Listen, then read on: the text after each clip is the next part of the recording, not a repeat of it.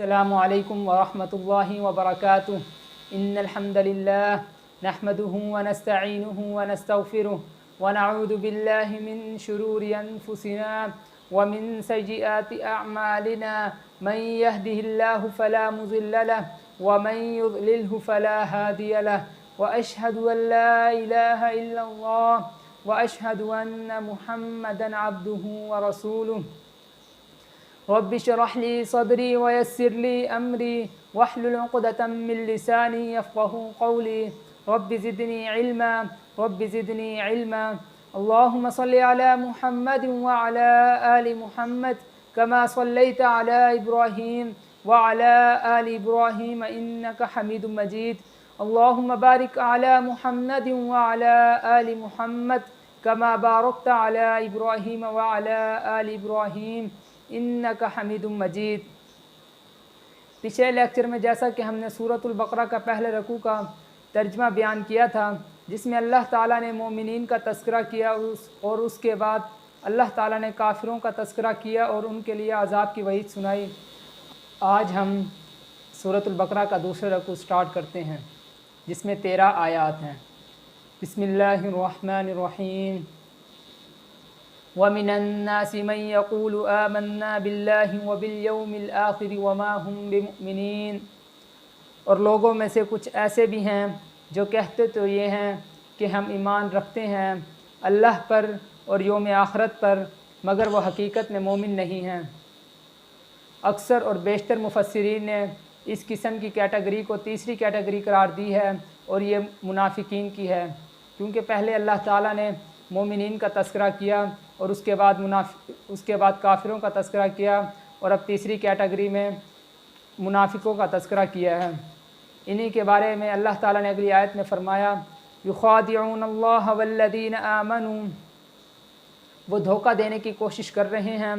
اللہ کو اور اہل ایمان کو، وما یخدعون الا انفسہم، اور نہیں وہ دھوکہ دے رہے صرف اپنے آپ کو۔ یعنی یہ بات تو بالکل واضح ہے کہ وہ اپنے آپ کو تو دھوکہ دے رہے ہیں، مگر اللہ کو اور اہل ایمان کو وہ دھوکہ نہیں دے سکتے۔ وما یشعرون، اور انہیں اس بات کا شعور نہیں ہے۔ اللہ تعالیٰ نے اس آیت میں یہ بات واضح کر دی کہ یہ جو منافقین ہیں انہیں اپنے نفاق کا شعور حاصل نہیں ہے، اور نہ ہی یہ جانتے ہیں کہ یہ غلط بات کر رہے ہیں۔ وہ کہتے تھے کہ محمد الرسول اللہ صلی اللہ علیہ وسلم خواہ مخواہ اہل مکہ سے جھگڑتے ہیں، اہل مکہ سے ٹکرتے ہیں، جبکہ ان کے پاس ہتھیار نہیں ہیں اور جنگ کے لیے جاتے ہیں۔ وہ نبی صلی اللہ علیہ وسلم کو اور صحابہ کو دیوانہ کہتے تھے۔ انہی کے بارے میں اللہ تعالیٰ نے اگلی آیت میں فرمایا فی قلوبہم مرض، اور ان کے دلوں میں ایک روگ ہے۔ یہ روگ کیا ہے؟ اس کو ایک لفظ میں ویکنس آف کریکٹر کہا جاتا ہے، یعنی کہ کردار کی کمزوری۔ کچھ لوگ ہوتے ہیں جو دین کو حق جان لیتے ہیں اور اس پر ایمان لاتے ہیں اور اپنا تن من دھن لٹا کر اس پر عمل کرتے ہیں، جبکہ دوسرے لوگ وہ ہوتے ہیں جو دین کو حق تو مان لیتے ہیں مگر اس کو اپنی انا پر، تکبر پر قربان کر دیتے ہیں، اور وہ کافر ہوتے ہیں۔ جبکہ تیسرے لوگ وہ ہوتے ہیں جو حق کو حق مان لیتے ہیں لیکن وہ چاہتے ہیں کہ ہماری دنیا بھی ساتھ چلتی رہے اور آخرت میں بھی ہمارا حصہ رہے۔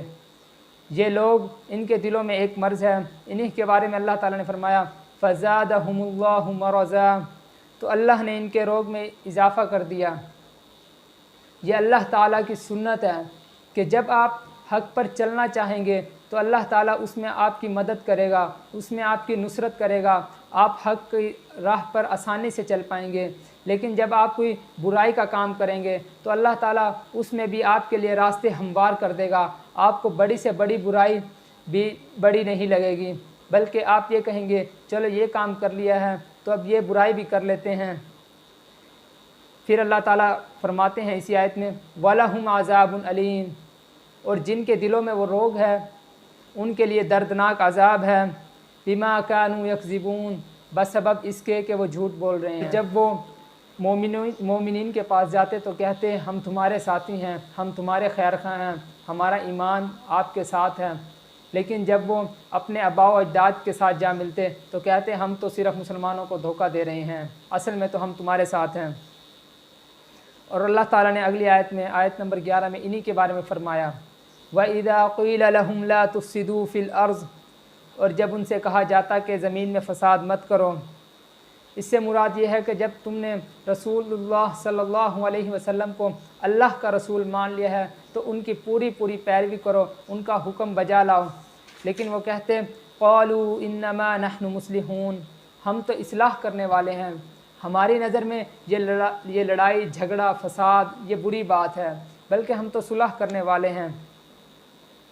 یہ ہمیں دین کی دعوت ٹھنڈے طریقے سے دینی چاہیے، جو چاہے قبول کر لے اور جو چاہے رد کر دے۔ آگے اللہ تعالیٰ آیت نمبر 12 میں فرماتے ہیں الا انہم هم المفسدون ولکن لا یشعرون،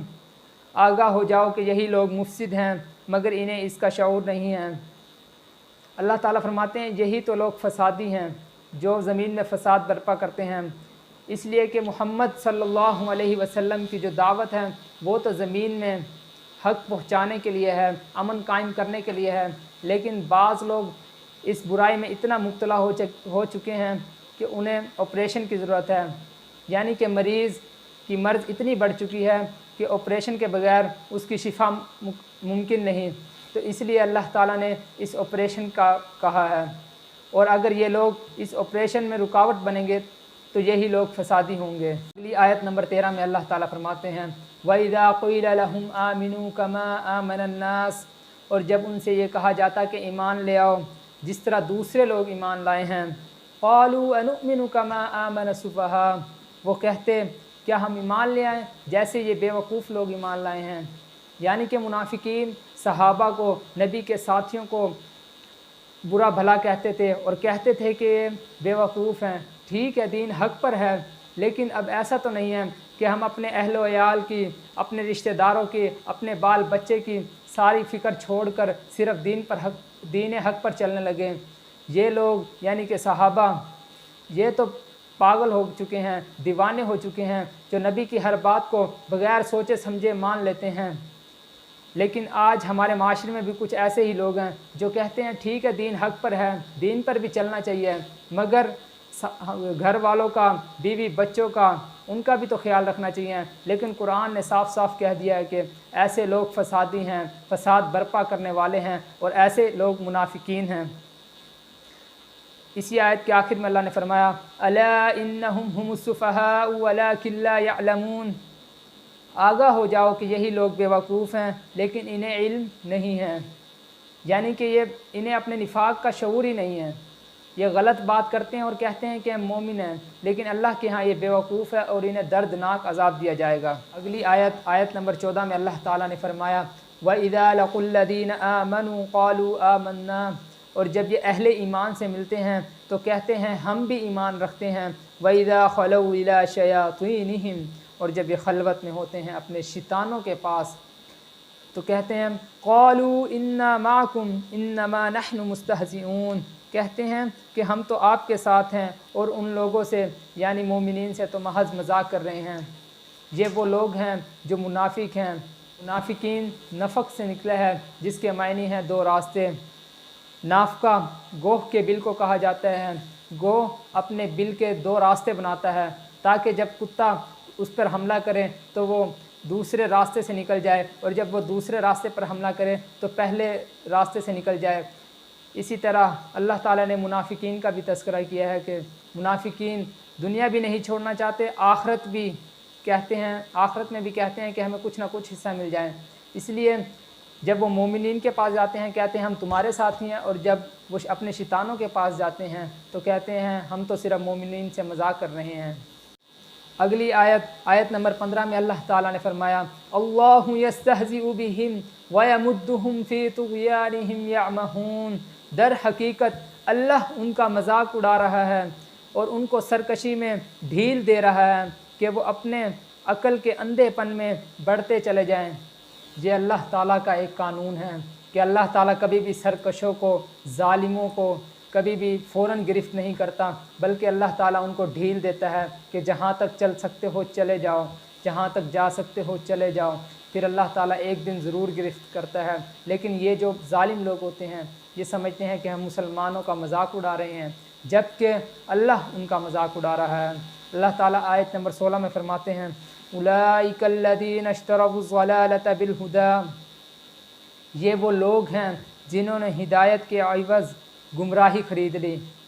فما ربحت تجارتہم وما کانوا مہتدین، سو نافع نہ ہوئی ان کی تجارت ان کے حق میں اور نہ ہوئے وہ راہ پانے والے۔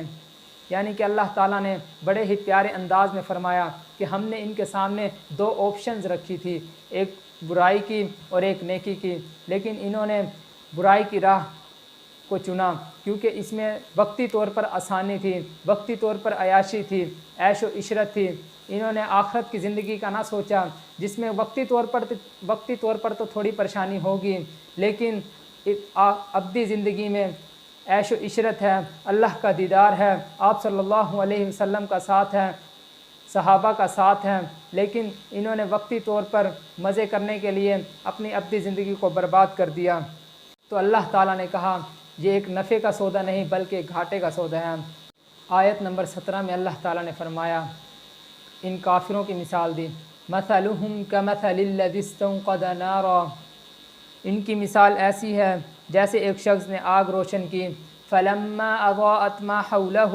پھر جب اس نے آگ سے سارے ماحول کو روشن کر دیا، ذہب اللہ بنورہم، تو اللہ نے ان کے جو نور بصارت تھی اس کو چھین لیا، وترکہم فی ظلمات لا یبصرون، اور چھوڑ دیا ان کو اندھیرے کے اندر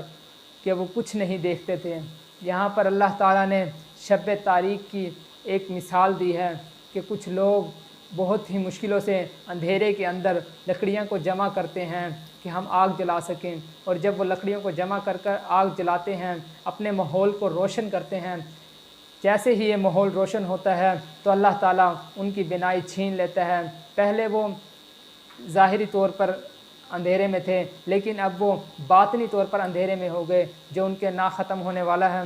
مثال ایسی ہے جیسا حضرت محمد الرسول اللہ صلی اللہ علیہ وسلم کی تشریف آوری سے پہلے پوری دنیا میں اندھیرا ہی اندھیرا تھا، مگر جب آپ صلی اللہ علیہ وسلم آئے تو انہوں نے ایک روشن کر دیا ساری دنیا کو، مگر کچھ لوگ تب بھی اپنی ضد کی وجہ سے، اپنی انا کی وجہ سے، تکبر اور حسد کی وجہ سے ایمان کو قبول نہ کر سکے اور وہ کفر پر مر گئے۔ انہی کے بارے میں اللہ تعالیٰ نے آیت نمبر 18 میں فرمایا، صم بکم عمی فہم لا یرجعون، یہ بہرے ہیں، گونگے ہیں، اندھے ہیں، سو اب یہ نہیں لوٹیں گے۔ یعنی کہ اللہ تعالیٰ نے یہ آیت جب نازل کی تو اس وقت ابو جہل، ابو لہب، ولید بن مغیرہ اور عقبہ بن ابی معیط، یہ چاروں منافقین زندہ تھے۔ ان کے بارے میں اللہ تعالیٰ نے یہ آیت نازل کی کہ یہ لوگ اب ایمان نہیں لانے والے، ان کے دل میں اتنا نفاق بھر چکا ہے، آپ صلی اللہ علیہ وسلم کی دشمنی ان کے اندر اتنی بڑھ چکی ہے کہ اب یہ کبھی بھی ایمان نہیں لائیں گے، اور غزوہ بدر میں سن 2 ہجری میں یہ جہنم واصل ہوئے تھے۔ آیت نمبر 19 میں اللہ تعالیٰ نے ایک دوسری مثال بیان کی جس میں اللہ نے فرمایا، او کصیب من السماء فیہ ظلمات ورعد وبرق، یا ان کی مثال ایسی ہے جیسے بڑے زور کی بارش ہو رہی ہے آسمان سے، اس میں اندھیرے بھی ہیں اور گرج اور بجلی کی چمک بھی، یجعلون اصابعہم فی آذانہم من الصواعق حذر الموت، یہ اپنی انگلیاں اپنے کانوں میں ٹھونسے پھرتے ہیں کہیں یہ کڑک کے مارے مر نہ جائیں۔ واللہ محیط بالکافرین، اور اللہ ایسے کافروں کا احاطہ کیا ہوا ہے، یعنی کہ اللہ سے بچ کر کہاں جائیں گے۔ اللہ تعالیٰ اسی مثال کو کنٹینیو کرتے ہوئے اگلی آیت میں فرمایا، یکاد البرق یخطف ابصارہم، قریب ہے کہ بجلی اچک لے ان کی آنکھیں، کلما اضاء لہم مشوا فیہ، جب چمکتی ہے ان پر تو چلنے لگتے ہیں اس کی روشنی میں، وَإِذَا أَظْلَمَ عَلَيْهِمْ قَامُوا، جب ان پر تاریکی طاری ہوتی ہے تو کھڑے کے کھڑے رہ جاتے ہیں، وَلَوْ شَاءَ اللَّهُ لَذَهَبَ بِسَمْعِهِمْ وَأَبْصَارِهِمْ، اور اللہ چاہتا تو ان کی سماعت اور بصارت کو سلب کر لیتا۔ إِنَّ اللَّهَ عَلَى كُلِّ شَيْءٍ قَدِيرٌ، یقیناً اللہ ہر چیز پر قادر ہے۔ یہ ایک نقشہ کھینچا گیا ہے کہ ایک طرف بارش ہو رہی ہے، بجلی بھی خوب چمک رہی ہے، گرج بھی خوب ہو رہی ہے، اور لوگ کھڑے ہیں جب بجلی چمکتی ہے تو اس کی روشنی میں وہ تھوڑا سا آگے کی طرف بڑھتے ہیں، جیسے ہی تاری ہوتی ہے تو وہ تھم جاتے ہیں۔ یہی مثال ان منافقوں کی ہے، کافروں کی ہے، کہ جب موسم یعنی حالات پرسکون ہوتے ہیں، کافروں کے ساتھ لڑائی والا ماحول نہیں ہوتا، تو یہ آپ صلی اللہ علیہ وسلم کے ساتھ مل جاتے ہیں اور بڑھ چڑھ کر باتیں بناتے ہیں اور کہتے ہیں کہ ہم تو آپ کے ساتھ ہیں۔ لیکن جیسے ہی جنگ والا ماحول پیدا ہوتا ہے یہ پیٹھ پھیر کر بھاگ جاتے ہیں۔ یہ پیٹھ پھیرنا ہی منافقین کی سب سے بڑی نشانی ہے۔ ہم اللہ تعالیٰ سے دعا کرتے ہیں کہ اللہ تعالیٰ ہمارے اندر سے نفاق کو ختم کرے اور پکا اور سچا مومن بنائے۔ آج ہم نے سورۃ البقرہ کا دوسرے رکوع کی ترجمہ بیان کیا ہے۔ اللہ تعالیٰ سے دعا کرتے ہیں کہ اللہ تعالیٰ ہمیں قرآن کو سمجھنے اور اس پر عمل کرنے کی توفیق عطا فرمائے۔ وآخر دعوانا ان الحمد للہ رب العالمین۔ السلام علیکم ورحمۃ اللہ وبرکاتہ۔